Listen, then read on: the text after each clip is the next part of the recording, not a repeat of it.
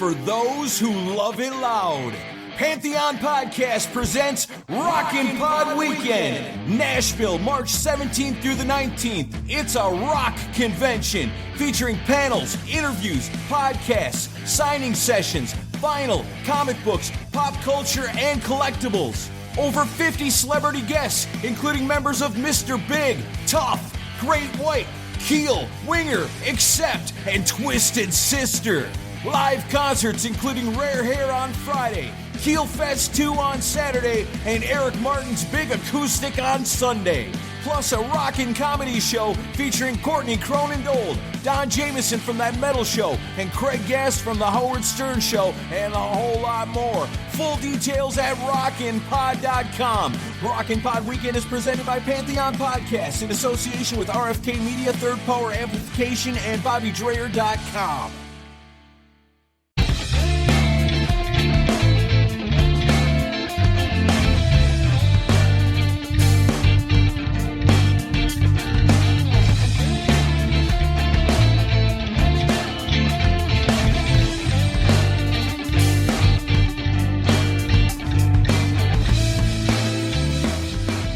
Welcome to the Sean Geek and Fast Fret and Karen B podcast.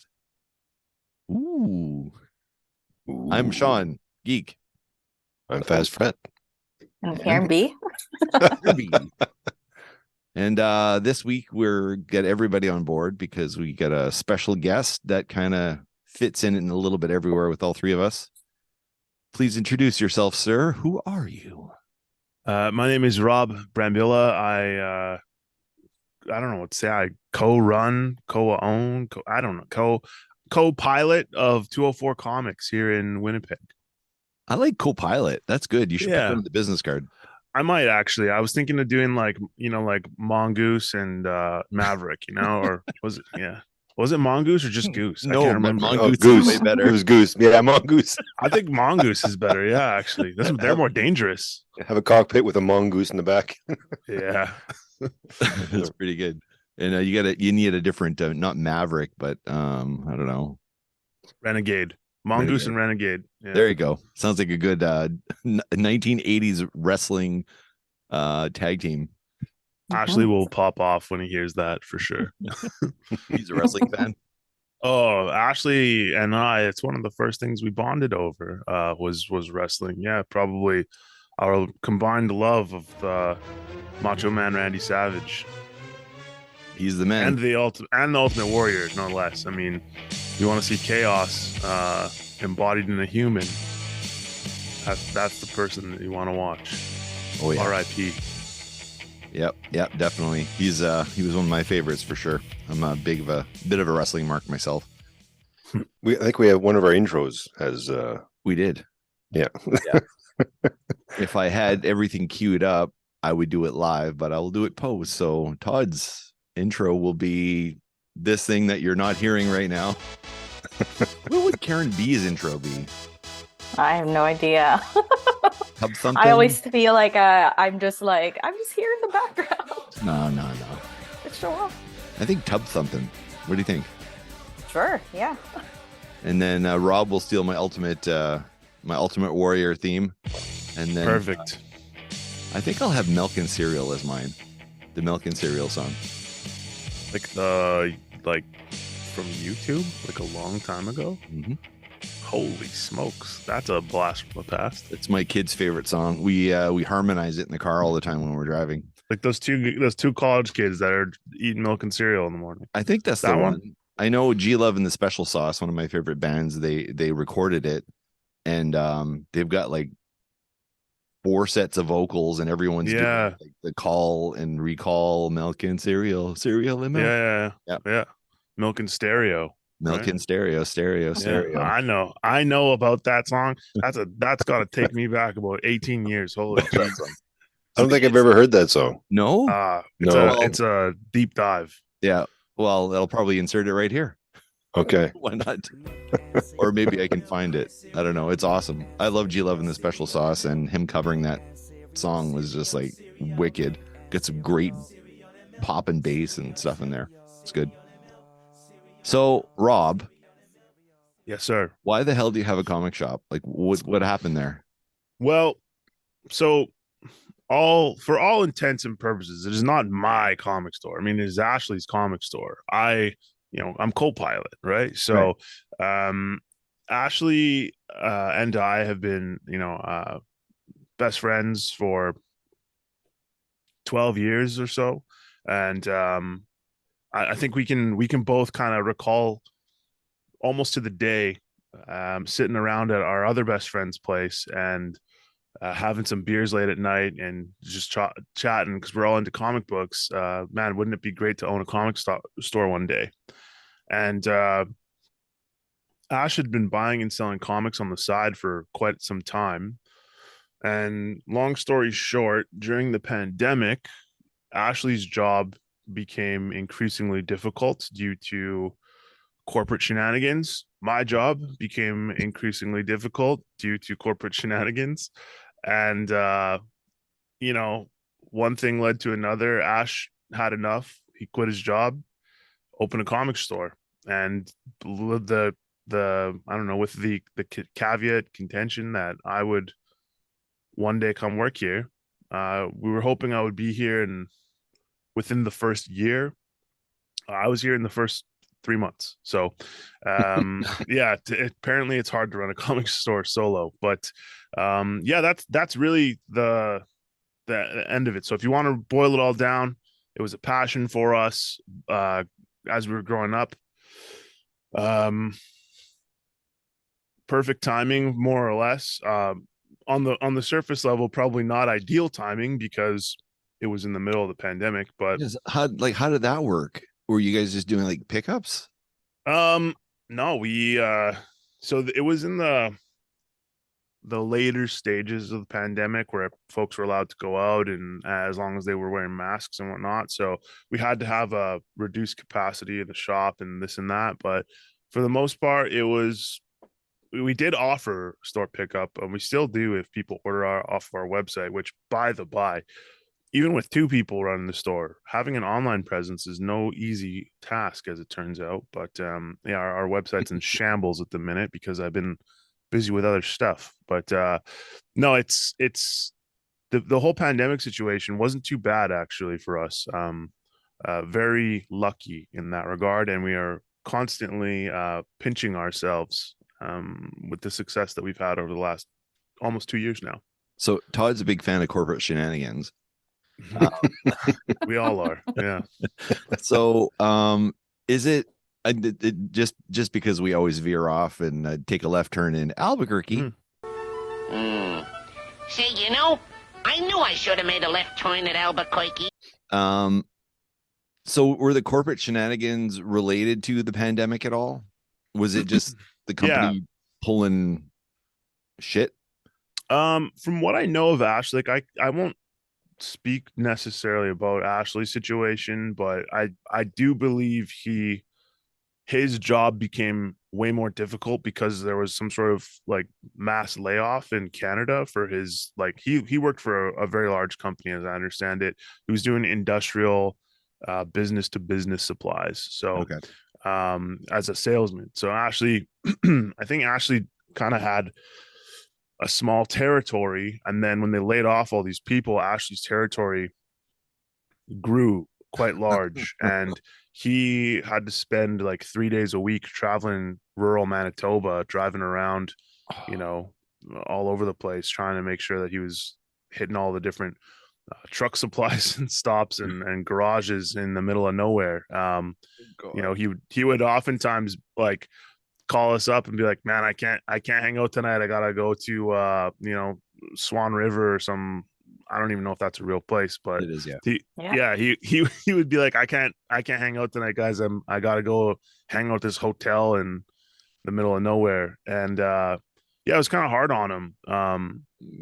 It's not ideal situation to be away from your home for 3 days a week, and he was having a rough go of it. So yeah, that was the pandemic really affected his job. And then my job, I worked in the tech industry. So during the pandemic, all the tech stuff saw this crazy economic surge, right? Okay. Everything was, and especially my the company that I worked for, we were basically building plugins or applications for online stores. So if Wow, so convenient. for example, if someone wanted to create a subscription to, like, I don't know, let's say you sold shoes on your website and you wanted to create a subscription service for shoe polish, that at checkout it would ask them instead, hey, do you want to subscribe to this shoe polish and get a recurring order once every 60 days or something like that.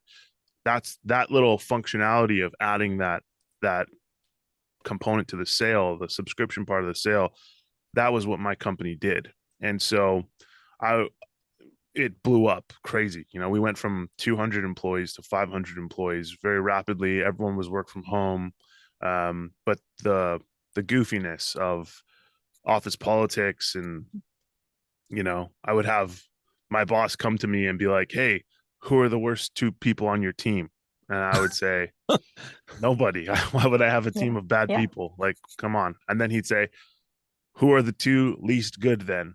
And I'd say, okay, well, if you're making me choose, I guess it's this guy and that guy. And then those two guys would get fired. So it's just, that's not a good place to be in. And there was a lot of other crazy stuff that went on for me. But it all was a perfect storm for us. But the pandemic, this is the most convoluted answer. The pandemic very affected us greatly. It's so strange because like I think like the world just like, I don't know, broke right during the pandemic. Like people have been working the same jobs for like many, many years. Pandemic hits and then the bosses or whatever management just like went haywire and I don't know, just didn't know what to do. Yeah, that's more or less what happened with us. There was a lot of behavior that I saw coming from people that were otherwise very stable, and it just I honestly think that a lot of people felt like it was sort of a brush with death, and it's just kind of something changed in their head, a lot of folks, and made them act differently. I mean, even look at me and Ashley, like the two of us were like, nope, not doing this anymore. Like this is enough. Like we'll go do something that we're happy about, and we'll go do something that we love instead of being a slave to the corporate overlord, as it was. The man. Yes, the man. But yeah, we got out. So I was in my industry for almost 5 years, maybe a little bit longer. And Ashley, I think Ash was at his job for a decade or something like that when he left too. So we had careers. Like it wasn't, we were there for 5 minutes. It was a big deal. So it must have been pretty scary when it was either like, okay, well, I've got this income coming in now. So now we go to the comic book store and they say, well, you don't usually turn a profit until, after so much time. And then the pandemic and how is the pandemic going to affect the business type thing? So you're kind of dropping everything, starting something new in the middle of a time that was kind of a little uncertain. So that there must have been a lot of thought in that when you guys actually did finally pull the trigger. Yeah, I mean, like Ashley, it was really his decision.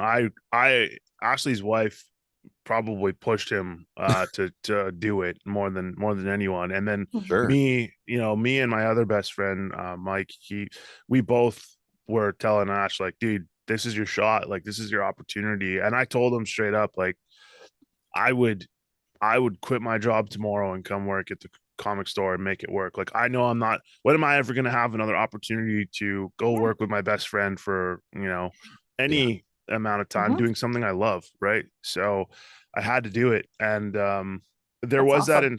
There was uncertainty for sure. We were kind of worried about how things would go, but truthfully, the local comic book community has put this place on its back and carried it. It's we've done a lot of the heavy lifting. We've made a good store ourselves, and with the blueprint for the shop was really what don't we like about other comic stores? What do we like about other comic stores? And let's just, neglect, don't do the things that suck, and, keep everything that's great. And really, it turned out for us to be a great recipe. People come in all the time and say it's a nice store. It's got good lighting. It's well organized, clean generally. we've done what we can to make a nice shop here, but the local comic community, they've been buying and selling comics to and from Ashley for almost 10-15 years on the side. Like Ashley didn't it wasn't a blind leap of faith. It was a calculated risk for sure, but we knew that there would be a big chunk of the local community that would come in and help us out, at least get started. But we've got quite a large customer base for a little shop that's hard to find. And they've done everything for us. So, and we're not, we will never forget about that. That is in part why we do so many deals, why we do customer appreciation month we just wrapped up here, and why we do events like we just did a screening of Ant-Man and the Wasp. So I mean, yeah, go? it went great. Yeah, it was people like getting free tickets to movies, so no one's complaining after the movie about getting a free ticket. So people might say, it wasn't my favorite movie, but yeah, the two movies we've done screenings for were Eternals and Ant-Man and the Wasp. Oh no. both times people were like, yeah, it was okay, it was not bad, and then like 2 weeks later they're like, man, that movie sucked. But anyway, to answer the whole general question there, yeah, there was some risk, but because we have like a very I guess like loyal customer base. I don't even like to call people customers, really. I prefer to call them guests, because I don't care if someone comes in here and buys nothing, or if they buy a $1,000 book. Like that, it obviously I like the money, but at the same time, and I have a different philosophy on all that than a lot of places historically have with comic book sales. So I could tell you some stories of some places that aren't around that went out of business quite a number of years ago. Yeah, sure. Very bad experiences at many places. And honestly, Comic Factory was the first shop I'd gone to where, wow, he's actually a great guy. He's actually a nice guy, and I can actually talk comics with him. It was the first place I went to that was like that. Absolutely. Yeah, Comic Factory was a good one.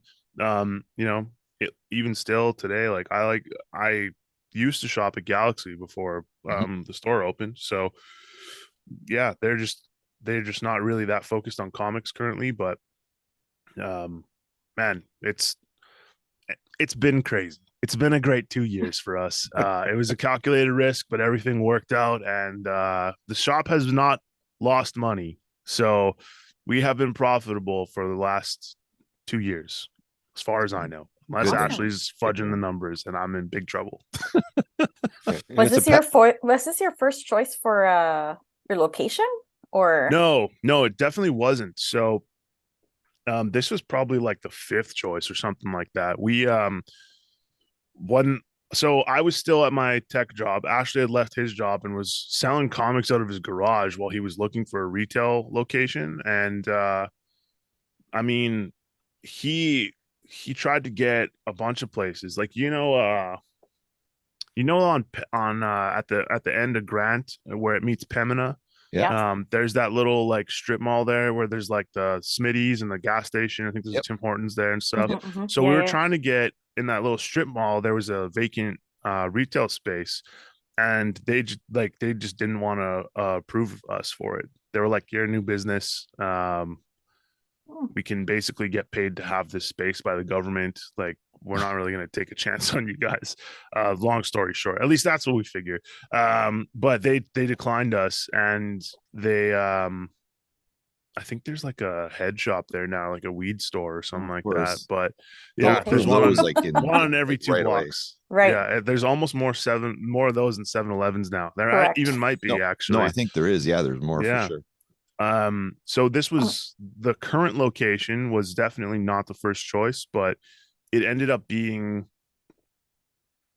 it's been pretty good until this year, when the building started shifting in the springtime because all the rain we had in early in 2022.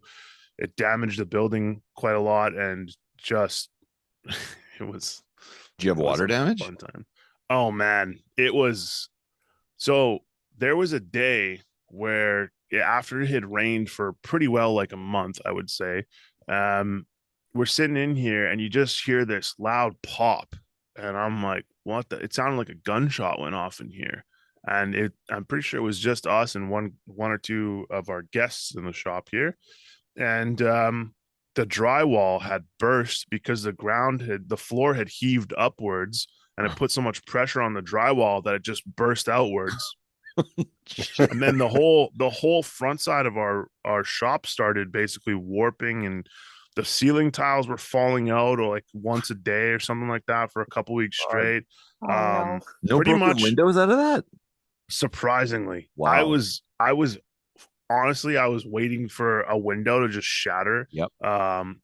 There was the window frame itself had warped so bad that the bottom part of the window frame actually started jutting out about 4 or 5 inches from the actual wall, and it was unattached. So it was like a wooden spike, like, you know, like it was a stake. Like, we have kids that run by this window all the time in the shop here, and I'm calling the people who run the building management here, and I'm like, guys, I'm gonna see like a Buffy the Vampire Slayer incident right here. Like, I don't want to see a child get staked, so let's do something about this. And they were pretty good about it after they came down and looked at all the damage. But the shop still, like, they've done some repairs, but they won't be able to fix the ongoing problems until they take everything out of this place and basically redo it all.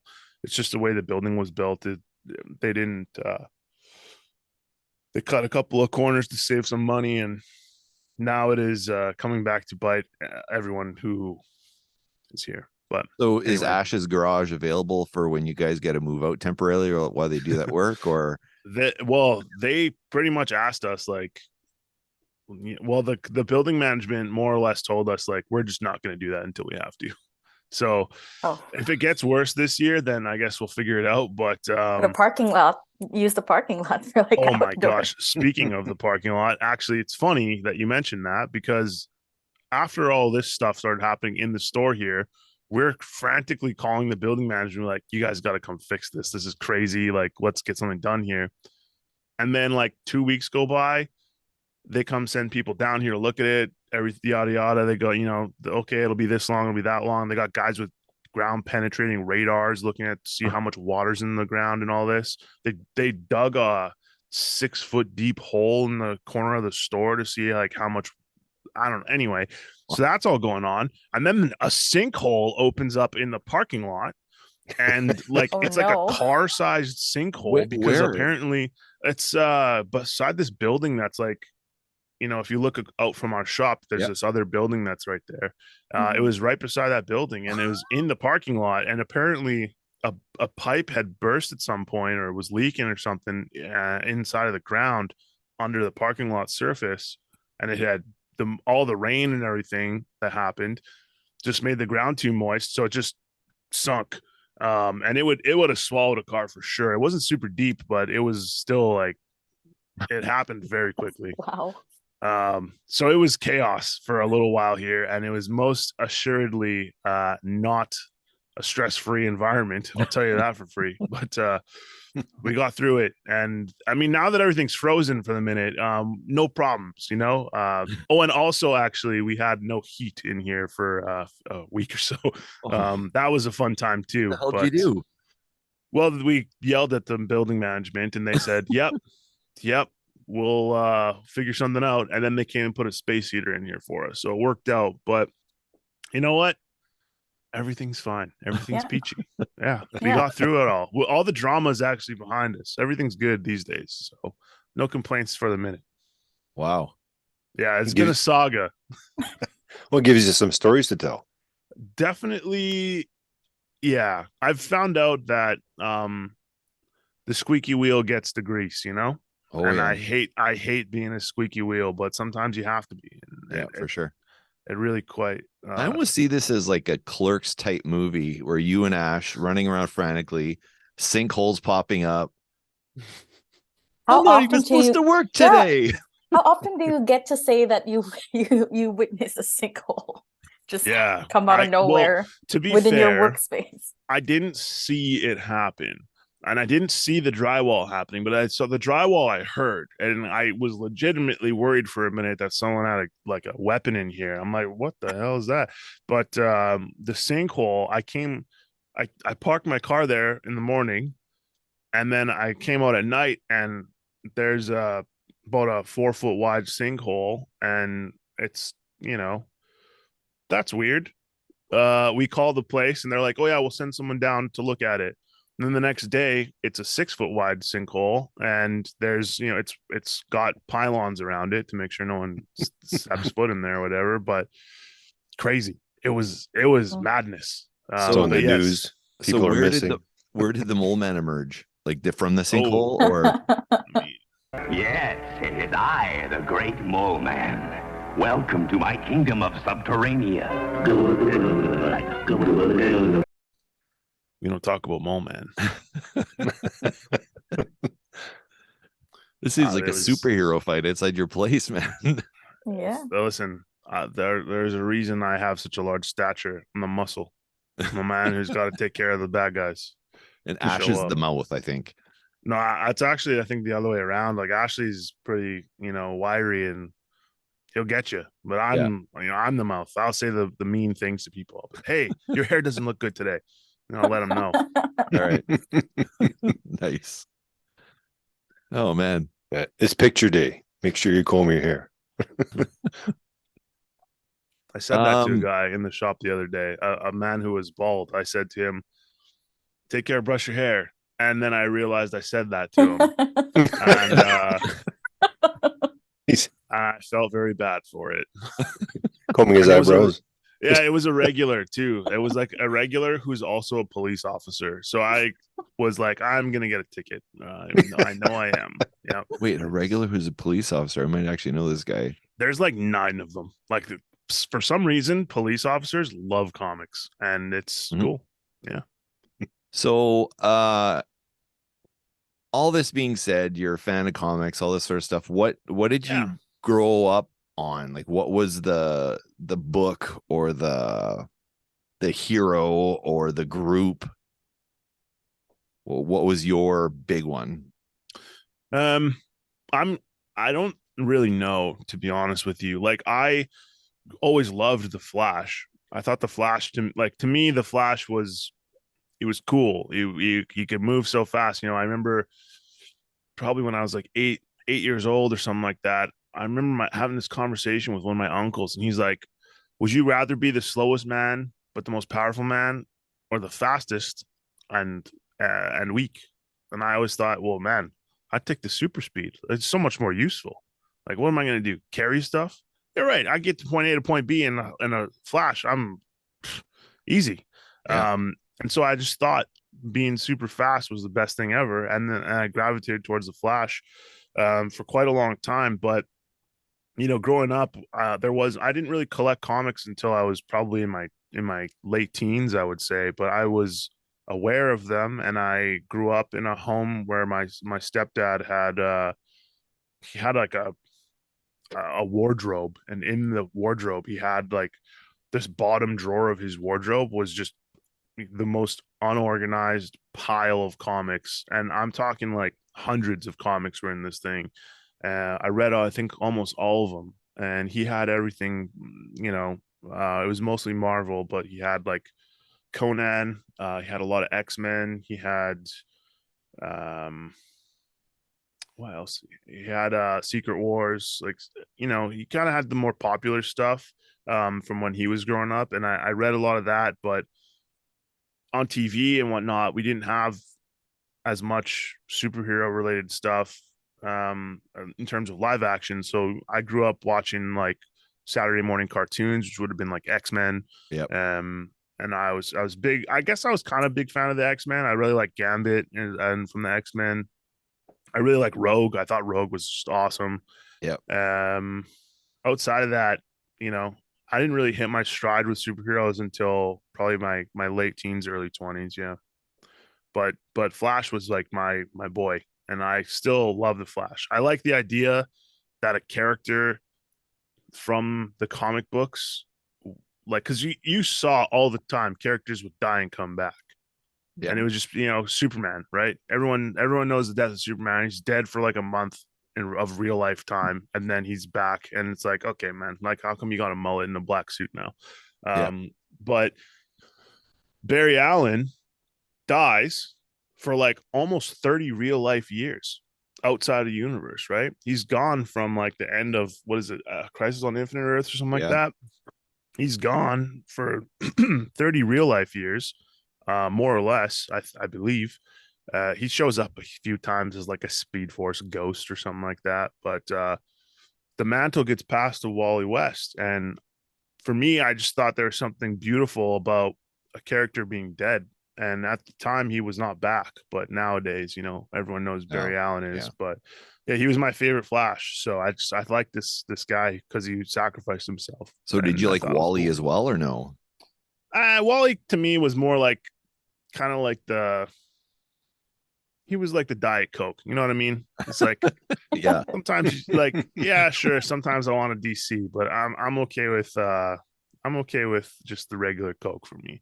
Of course, there's also Jay Garrick and then Bart Allen, but yeah, they're whatever. For me, it was always Barry Allen for me, no questions. Wally's cool and all, but I'm actually reading right now from Alex, from Karen's husband. He lent me the 75th anniversary hardcover Flash thing.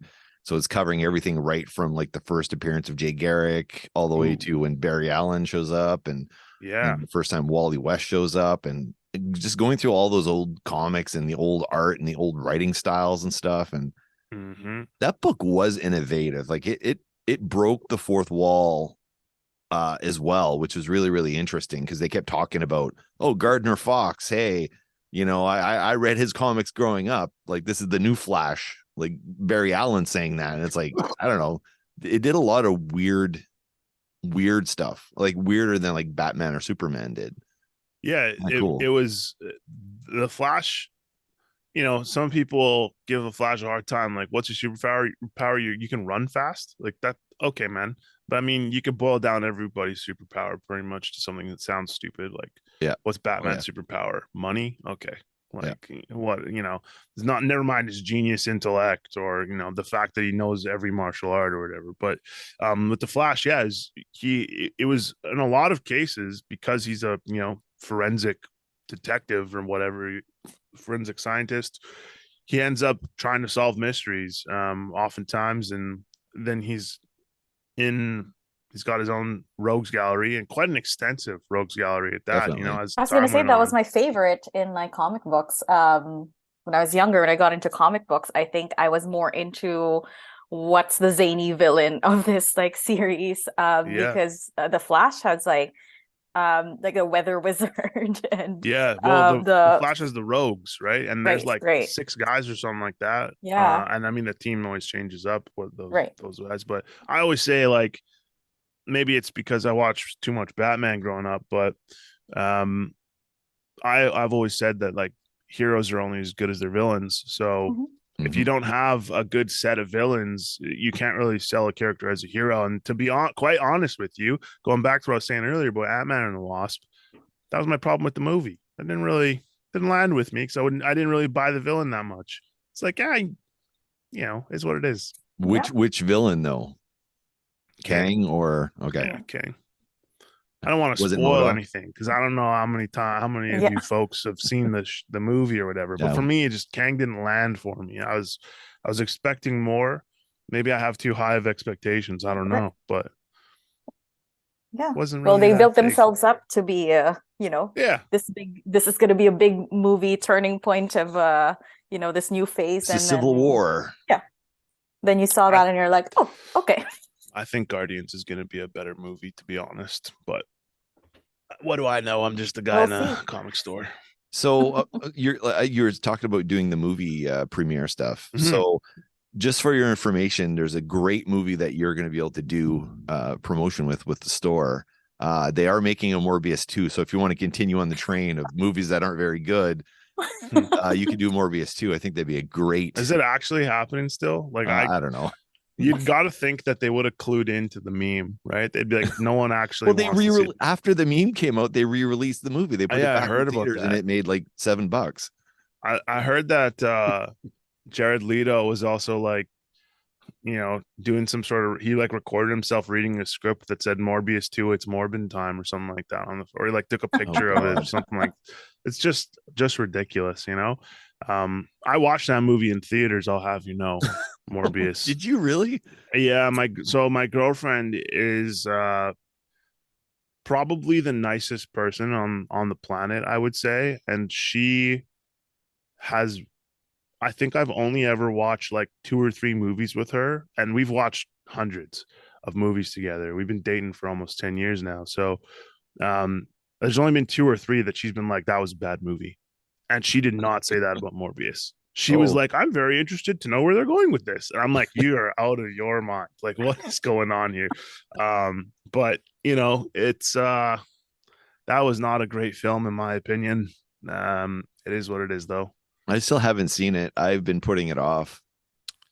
You're not missing much. Yeah, it's not a fun watch. Well, it's kind of fun. I don't know.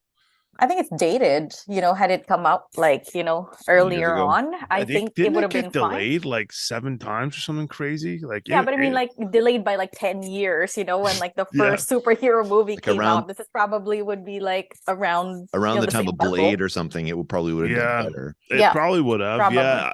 One of the weirdest parts of that movie is the post-credit scene. There was like no connection. Yeah.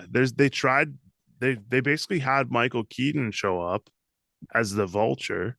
Sorry to spoil it for you here, guys. But Keaton shows up as the Vulture and says like, hey, what's up, basically. And Morbius is like, yeah, I guess I'll go with you or whatever. It's like the stupidest thing in the world.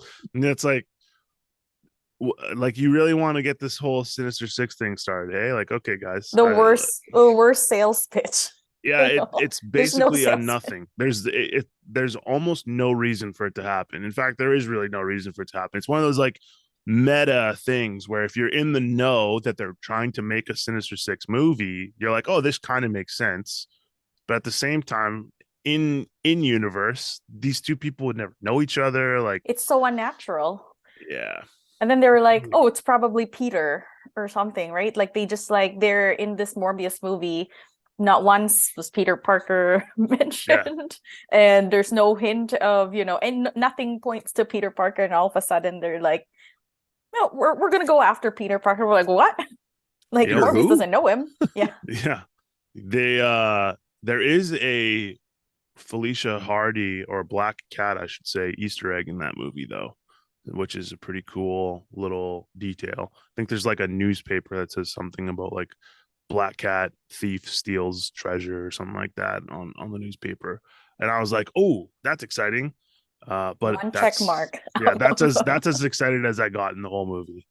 So now they're doing another Spider-Verse movie too, right? They're doing Madam Web.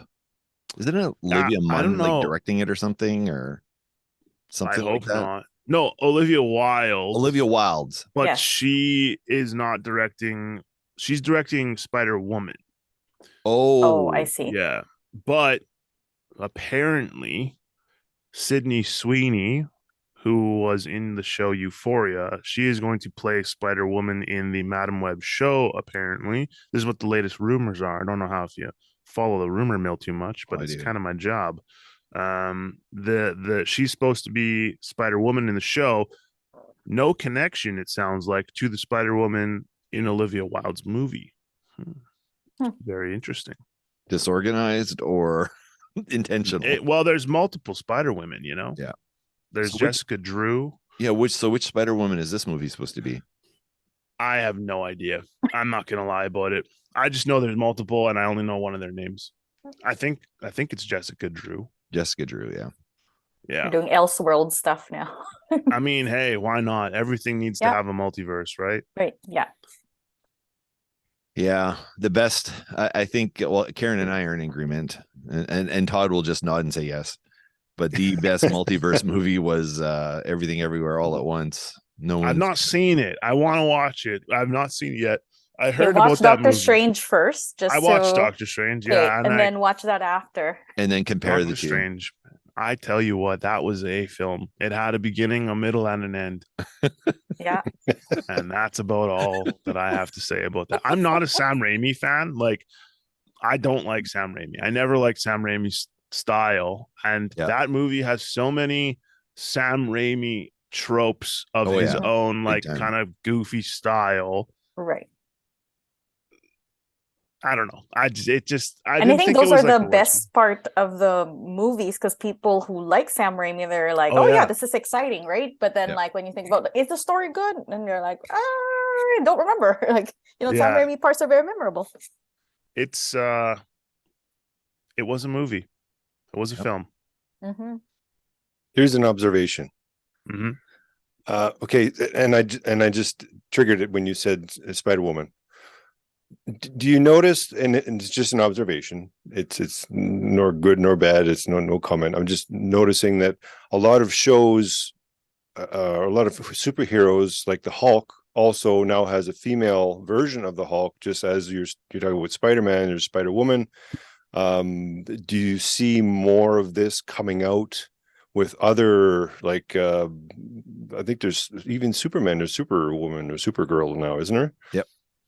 So do you see a trend of this just kind of opening up the floodgates to a bigger, just kind of opening it up to? For me, I mean, it's the same thing that happened with the comics, Spider-Woman, Supergirl, those characters have existed for 60 years, right? It's not anything new there. I think that having the characters show up in the modern media of television and film is important, because those characters need to exist, in my opinion. They have wonderful stories, many of them. Mm-hmm. Unfortunately, sometimes the stories are executed extremely poorly in film, especially. Look at Wonder Woman 1984, probably one of the worst superhero movies I've seen. Heartbreaker for me, because it's largely based on a comic that I really, really love, the OMAC Project and Maxwell Lord, and how she kills Maxwell Lord at the end of that book. Crazy story, but they just botched it for the movie. A little too dark for movies, I suppose.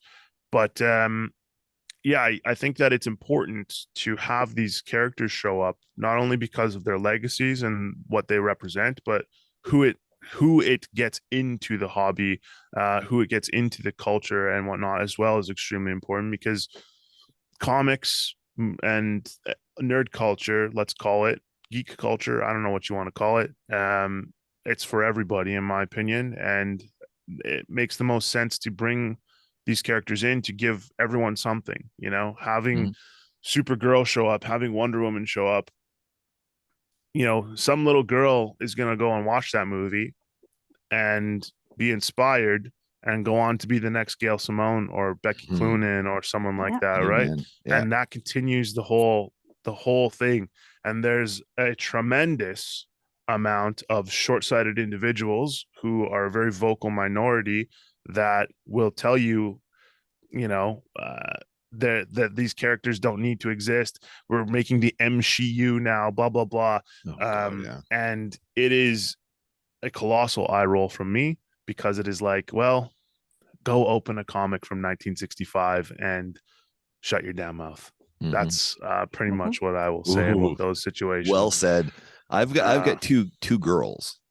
Yeah, I've got a 16-year-old myself. Okay, so in my house, Ms. Marvel, Captain Marvel, She-Hulk, you name it, like that is huge in my household. And I'm always trying to make sure that there's like lots of like nice, great comic book role models like to go after. And like I'd mentioned this before, Captain Britain is now Betsy Braddock. I'm ecstatic over that. And honestly, now that the run there's been a decent run of Betsy as Captain Britain, and I worry that they're going to, okay, yeah, we'll go back to Brian Braddock, we'll make him a guy again. I don't want that to happen, because she's done a way better job than Brian Braddock ever did. She's better at the job. Yeah, it's like this conversation is one that I don't know. I when I had my kid, and as she's grown up, I thought a lot about what kinds of fictional characters would I want her to pay attention to, and what kind of, let's call them fictional role models, would I like her to have. And I thought about when I was a kid, I didn't really pay any attention to the female characters, because that was just what I saw muscly Cyclops and Wolverine, and a lot of bravado and anger in the characters I grew up on. But the female characters when I was growing up were most frequently, I would say, damsels in distress. They're very rarely powerful characters that can do their own thing and really hold their own. In some cases, maybe, like, look at Jean Grey, right? She's the Phoenix. She has her moment in the sun, but by and large, if you watch the X-Men cartoon, she's the middle of a love triangle. She's always, in distress one way or the other. I thought it was kind of peculiar, so I specifically sought out characters and storylines and novels and books that I would give to my daughter that were more focused on having a strong role model for her to pay attention to. But I'll be honest, like this particular topic is one that always infuriates me, because I have inevitably heard 65-year-old men come into the store and complain that there's too many female characters in the comics and the movies, and it is laughable to me. And I get upset about it, because from where I'm sitting, it's like, well, buddy, guess who's going to keep buying comics in 25 years? It's not going to be you. You will be a skeleton, and like, your opinion doesn't matter. So it is one, like, the same guy who will come in here. This is a true story, and I hope he hears it, because this guy's a rat bastard. But this guy came in here, and he's someone who's been in the hobby for quite some time. He's been buying and selling comics for years. This guy comes in here, sits down on a chair, literally can't, he's too tired to stand. So he asked me for a chair. Hey, you got a chair? Yeah, sure, man. Give him a chair. He sits down, starts whining about how they don't make characters like they used to in the comics. And I'm like, here we go. So he gets on his thing. He's like, yeah, they just don't make characters like, I mean, you remember, Red Sonja. And I'm like, the woman who wears a chainmail bikini into combat. Yeah, what about her? And he's like, oh, they don't draw characters like that anymore. No, and they should. They really should. And I'm like, dude, I have a child who, like, you think that's okay to show a young girl, this is what you should aspire to be. This is how you be a hero in a story. This is how you should dress. Bikini. Yeah, wear a chainmail bikini in this. And it's not to say that it's inherently wrong to show somebody that, but if that's the only thing you show them, that's the only time you show a character in power or in the lead role, is they're essentially wearing nothing. Like, remember that movie that Keira Knightley did, like, 20 years ago, where she's like a barbarian who's just wearing like a leather strap for armor, and it's like, what? So this guy's complaining in here about all this, and then he's talking about how there's too much focus on inclusion and that it's disingenuous and they shouldn't have all these characters because they don't it's not real. Basically, they're doing it to check a box instead of telling a story that matters. And he's saying they don't make comics that they used to. They got all these things in the comics that shouldn't be there, blah blah blah. Gets on the whole topic of trans people and this and that. And I have a young trans person in the store while he's on his little soapbox. Are you serious? And I'm like, dude, I'm like, okay, man, like that's enough. And so what am I supposed to do? You know, I don't want to foster an environment where someone feels unwelcome. Sure. And then, you know, I just let this guy talk. I'm like, cool, man. Yeah, I think I said that's crazy about 19 times in our conversation because I don't, you know, I'm like, oh, that's crazy, man. That's crazy. Yeah, crazy. You know, I just kept saying it until he got the point. I'm not going to be, you know, rude to somebody outright unless they truly deserve it. And this is just an old man running his stupid mouth. So, this young person in the store though has not been back since then, and I feel bad about it because they probably felt like I wasn't an ally to them in that situation, and maybe I could have done more. Truly, there's really just the two of them in that shop, and I feel very bad about that situation. But this mindset is very toxic in our community, and it's huge in our community. It does, you know. There's when I have this conversation with people who are willing to listen, you know, to the other argument, the opposite side, I just point back to, like I always say, comics are just a reflection of the current time. You know, they've always been that way. Look at the X-Men. You know, you think the X-Men were just Jim Lee sitting around thinking like, huh, what would be cool? A bunch of guys with special powers. All those characters that Stan Lee created, they're all based on, you know, things that were going on. They're inspired by events and people. Exactly. And whatever. Yeah. Yeah. They're literally an allegory for Jewish people who were oppressed. And it's like, yep. Didn't Tolkien write the Lord of the Rings? Well, he was in the war in the trenches, right? Yeah, like you know, you get inspired by what's happening around you. Exactly. And so I have all these 60-year-old men who whine that they don't make them like they used to, but they don't see the fact that they're making them exactly like they used to. And it's frustrating, very, very frustrating to deal with. And that is the plight of a comic store owner. So did he didn't have a hat that said "Make Comics great again"? Great again? No, he did not. But okay. Like I said, he's a rat bastard, that guy. And the person who is in the shop I've not seen them for a minute now. So, well, they might have come through on the day off or something. They honestly didn't really seem bothered by the whole thing. I'm sure they heard it a million times, but that kind of stuff. Yeah, and really, like I've always said on every public platform that everyone's welcome in the store. Like I don't care who you are, what you do in your life, you're welcome in here. But the minute you start, you know, being shitty to people, that's not my tempo. And quite frankly, those are the reasons why, you know, not a lot of women go to a comic book store. Like primarily the reason why I don't go to comic book stores often. Like you guys happen to just be down the street. Like we picked this area again, also not our first choice for a house, but then we picked this area and we're like, oh, there's a comic book store at the end of the street.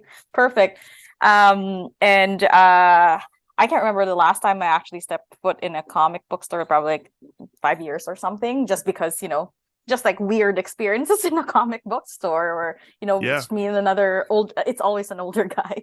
And it's like, you know, it's just me and him walk in the door and guy makes a comment like, oh yeah, this comic book store brings like, you know, nice women, like sexy women in like this. The comic, and it was just like, oh, I don't know. Yeah, obviously I'm ignoring you, but like, I just don't know what you want me to do at this point. I've seen those kinds of situations unfold at the shop here where, you know, there's someone will make a comment while there's, you know, some guy will bring his girlfriend in with them and someone will say like, oh, weird to see a girl in the comic store. And it's like, just shut up, man. Like keep your thoughts to yourself at the very least, or just like what are you trying to accomplish with that comment? Yeah, it's very well. I mean, this is the thing about the hobby, is it attracts a lot of people who are socially outcast because it's a hobby that you don't need to interact with people to enjoy, right? You can read the books online, you could read them physically, whatever. Coming to the shop though, when you maybe aren't the most socially adjusted person, sometimes can create some very let's call them interesting situations. But like I said, every now and again there's one, especially around the topic of inclusion and who you know, female characters or trans characters showing up, where things just get stupid, and it makes me extremely irritated every time that something like this happens. At the same time, it also makes me irritated when they are just taking, because there are shows or like stories that are just like too in your face. You know what I mean? Oh, like yeah, they're just sure. like, I am literally just checking a box. We're just saying all the, yeah, where they're keywords doing it or just on magic purpose. words. Yeah, I'm just doing these, and then like they can't hate me because I've said the words, and if they hate those words, if they hate us, then they're also hating all these people that we've mentioned. And I was like, that's not how that works, right? Yeah, there's a lot of reactionary I like to say it's like casual outrage, people just being mad for the sake of being mad about stuff.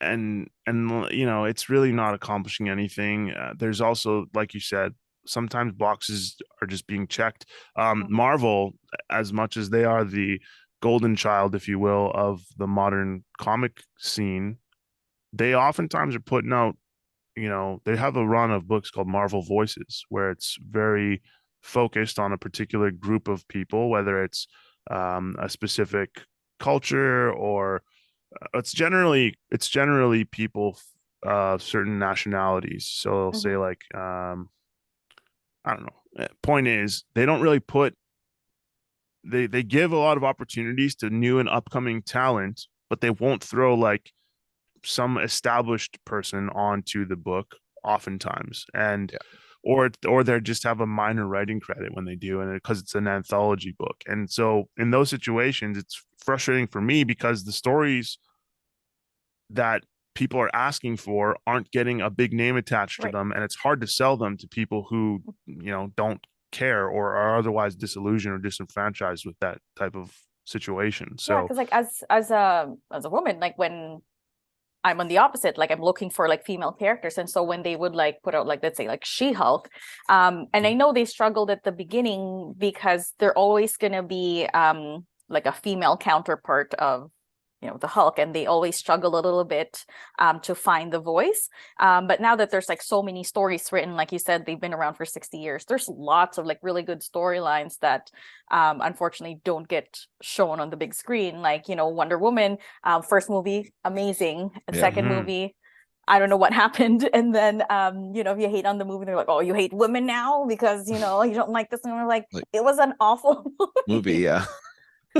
Yeah, there were some problems with that movie, but hey, I mean, you can always make more, apparently. So yeah. Well, then there's always the other side saying, see a female character in a movie like Wonder Woman 84. It's a horrible movie. Don't make any more female led movies. Like, no. That's not how that works. It's the writing, right? Yeah, writing, and I mean, the writing oftentimes is the problem. Or honestly, it seems more. To be honest, it seems more like people who don't understand the source material are making bad judgment calls. And people who are uninspired or don't know the material because they're just going to make, again, like a female counterpart of whatever. And the thing that I hate seeing nowadays in like movies and TV shows is that strong women characters that they want to portray within no background, no story, nothing to latch on. And it's just like hard for me to like, relate to them. Like again, like I watch a movie, I'm like, hey, these are the female characters.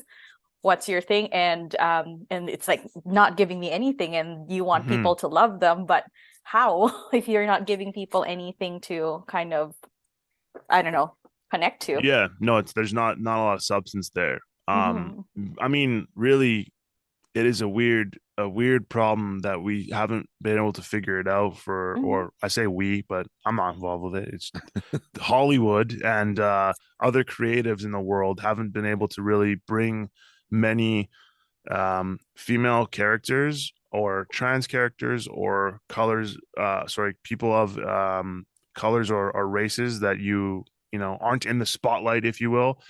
They haven't been able to bring them to the forefront and have them share that level of spotlight as Batman or Superman or something like that. It's always like, you're like the kind of like B-list character, and that's a hard thing to fix. Poison I don't know how to Ivy, do it. such a beautiful character in the comic Exactly. books. Uma Thurman, overly cheesy in the movie. So you're Sure. like, you know, it's just like kind of hard to how will people like her, or how will people like analyze her if she's going to be like that. Well, we have the Flash movie coming out soon, and Oh yeah, we did see in the trailer 2 versions of Supergirl. So who knows? Maybe they'll solve the puzzle at that point in time. I hope but, so. I have very low expectations for that movie. The trailer looks good, but it does. But there's a track record here. Yes, a little bit of a too many cooks in the kitchen kind of situation. I think going on with old DC films. And I don't know if it's post James Gunn, right? Like we don't know if more editing happened after that. We just know that James Gunn loves the movie. Yeah, that's the only thing we know. James Gunn has. You take a group of characters like the Guardians of the Galaxy and you make them household names. Props to you. You know that Suicide comic book Squad, like his take on the Suicide Squad was not like bad either. amazing. Yeah, obviously we got Peacemaker out of it and all that. So he's all right in my book. So I trust the guy for now. Yeah. For now, he's also he's also inclusive, right? Like he's an inclusive person. So that people like to dig his track record up of what stuff he said on the internet, 10 years ago. Yeah, trying to be an edgy comedian guy, and well, I always say, like, wait, the kids nowadays, like 50 years from now, 25 to 50 years from now, they're going to have a lot of like stupid shit online, that people can, if that's how you roll, then like, you guys are going to get criticized quite a bit because you have like TikTok or Vines or whatever they have nowadays. Recorded now. Yeah, everything's recorded. So literally everything that you guys, all the stupid things that you said are online, and people can find. If I had a platform when I was a child, I would have been canceled, 50 times over probably. And it's not, I've never really targeted any race, gender, or orientation, but stupid stuff, I said like some rude things to stuff. people.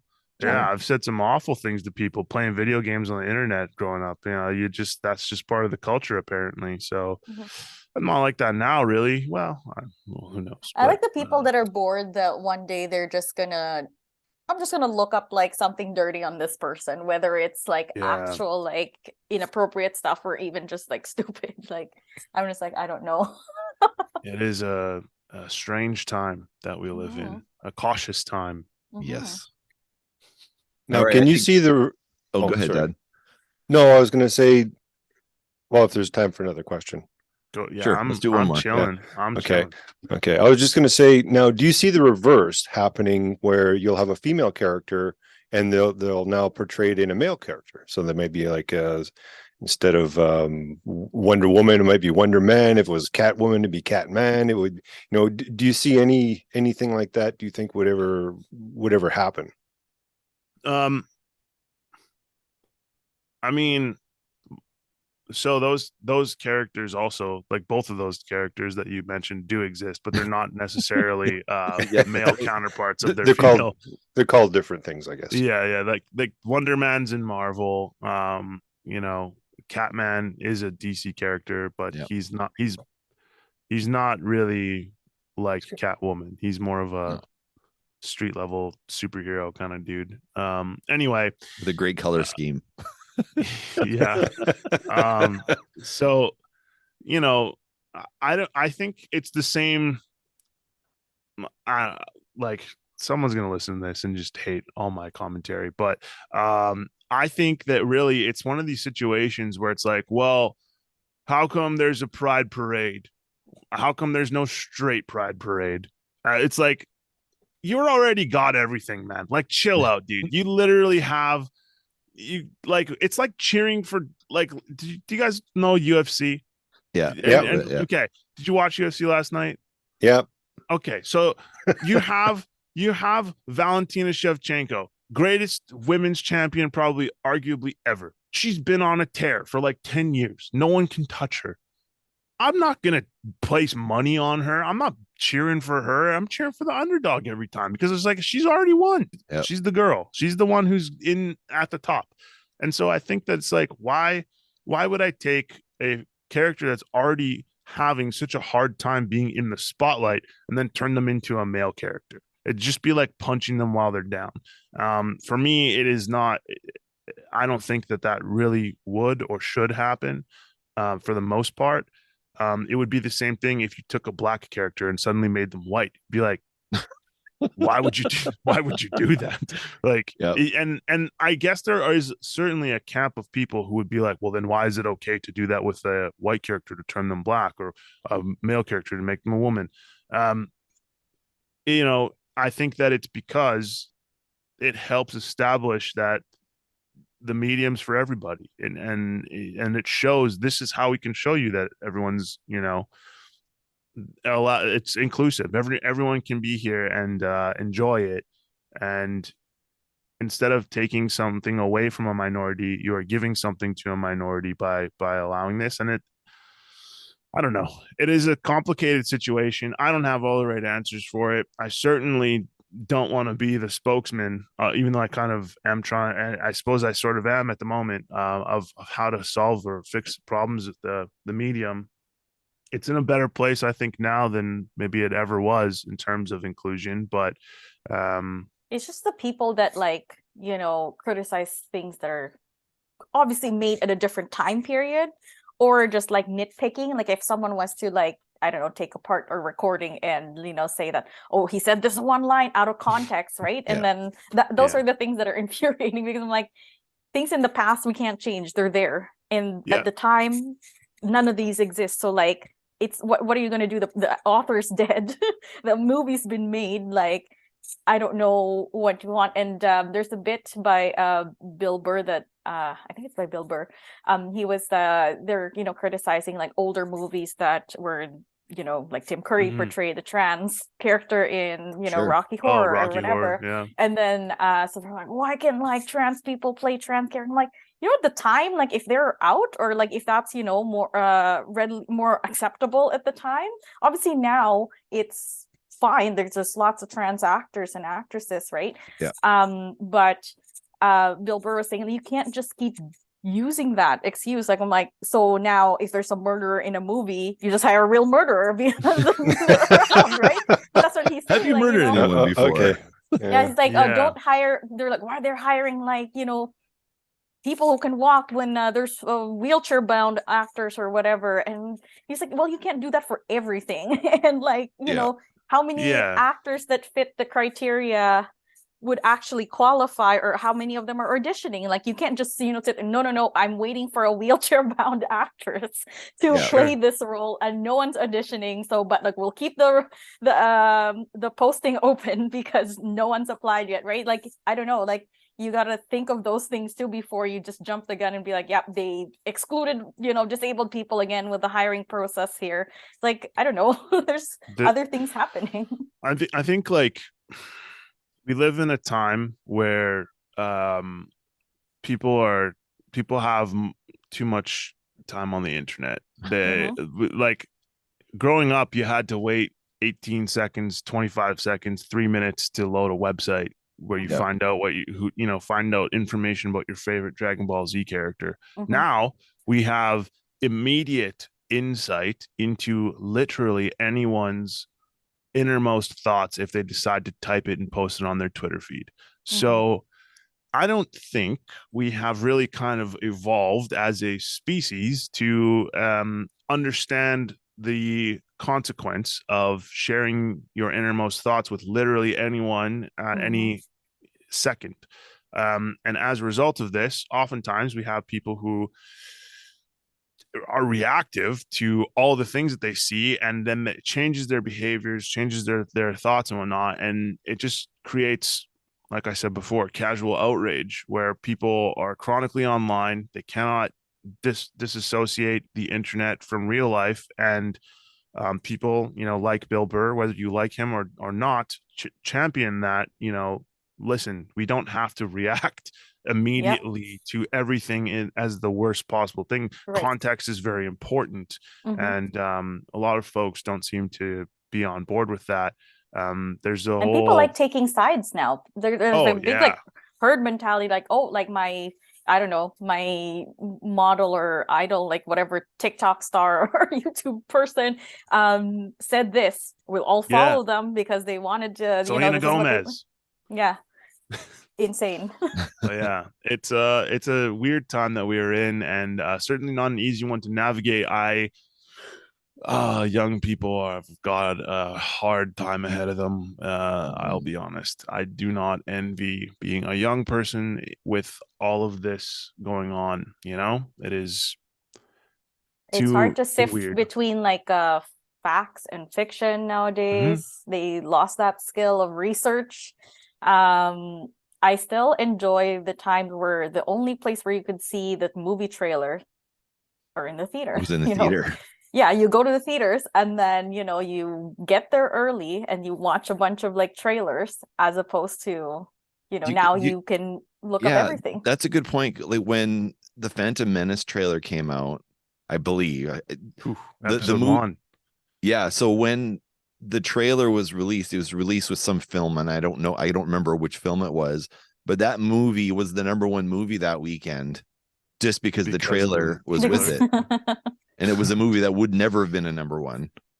That is awesome. That is awesome. Honestly, I wonder if people stayed to watch the movie or if they just went for the trailer. There's got to be people who just went for the trailer and then left. For sure. Like, I don't want to be 2 hours here. Like, I'm just gonna zip after this. Like, see you later. Or like sometimes you just know that, like, say, like, you really like Jurassic Park 1.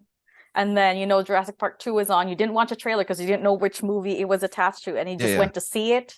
And then you left the movie theaters talking with your friends. Like, how did you like that? Like, as opposed to, let's wait for the reviews and then look it up and come to the theaters preemptively hating the movie or something, right? Like, not having any access to that was such a nice feeling. Sometimes you go and you're just surprised. Yeah, it happens. Look at the Marvel stuff, right? It happened with Ant-Man. I knew people who read some guy's review or watched some guy's YouTube review who got to see it early, and they hated the movie before they even watched it. I'm like, yeah, it's going to be on a screen in 10 minutes. What are you upset about? Like, well, I heard that the movie sucks. Like, come on, man. Or sometimes movies have like a teaser to the trailer. Yeah. And then 5 other trailers, right? And then, so by the time you watch the movie, you're like, I know what's going to happen. Yeah, it's too much. Or, these are the funny parts in the movie. So I hate that. I hate watching trailers for like comedies or like shorter movies because it's just like, I'm just going to see the whole movie in the trailers, right? Yeah, bring back the 3-hour movie. All right, well, let's cap it off there. I know you got to open the shop in 45 minutes? 45 minutes, yeah. I got to have 6 more coffees and organize some comics. So yeah, definitely. Yeah. Well, thanks for coming out. Appreciate it. No problem. Sorry for the delay. It's all good. So, tell us where can we find you in person and online? Oh, man, that is a great question. You can find us if you're local in Winnipeg. You want to stop in, look through our readily accessible back issues. You don't got to wait. You don't got to ask us where to find them. They're in the store. We don't have to go to a warehouse to grab them or anything like that. You can come to 1549 St. Mary's Road, unit number 5. It's a little tricky to find us. We're around the back side of the building. All right. You just look at the names of the shops. You'll find us right next door to the tattoo parlor. Outside of that, you can find us online on our own website, 204comics.com. Like I said earlier, website's not in the best shape right now, but if you need to contact us, you can do it there. You could also look us up on Facebook or YouTube or Instagram, just 204 Comics. You'll find us. And, that's about it. Nice. Awesome. All Beautiful. Right. You can find us at, where do you find us, Todd? At SeanMcGinnity.ca. That's SeanMcGinnity.ca. And all social media at Sean Geek Podcast. Karen, you got any places we should find you? Nope. Nope. Just chilling, walking into 204. End of the street. Awesome. It was nice to see early in the week. I didn't actually know that this was that, like, I'd seen Karen before in the shop and I was like, oh, oh, you're on the podcast. Like, oh, okay, I got you now. Because I've not seen you know, everyone here at once before. It was Karen great. maybe It was a come to great your time. shop. So Yeah.